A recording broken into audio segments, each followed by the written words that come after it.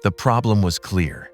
Construction defect litigation was hijacked by a handful of attorneys, exacerbating Hawaii's housing crisis and leaving more of Hawaii's people behind. Over the past 2 decades, growing unchecked litigation has increased the cost to ensure housing construction, increased the cost to build housing projects, halted actual production of housing. Sort of predatory attorneys were sometimes taking advantage of that loophole and using cookie-cutter lawsuits across the board with no actual information about any existing defects. The solution? Reforming the Contractor Repair Act through legislation. A lot of this is just about certainty, knowing how long we have to worry about repairs getting made, how long we have to worry about someone coming in and slowing things down with a lawsuit. This one required us to change the law to make life better, not to have to devote more tax resources or to take from one place and give to another to make things happen. Achieving the goal meant leaning on the power of partnership.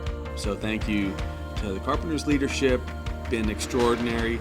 Thank you to all of our development colleagues. With the legislation signed into law,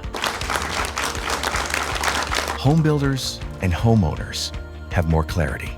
HB 420 strengthens consumer protections for Hawaii's working families by prioritizing cooperation before litigation. The legislation clarifies the statute of repose, strengthens claim requirements, streamlines inspections and repairs, promotes mediation, and, most important, boosts housing affordability. This is a part of a larger approach, which has been to make sure we expedite housing plans, that we get some of the smaller impediments out of the way. It reflects our shared commitment to increasing housing supply, keeping homeownership within reach, preserving household stability, and helping our families stay here in the islands. The power of partnership, people, relationships, promise.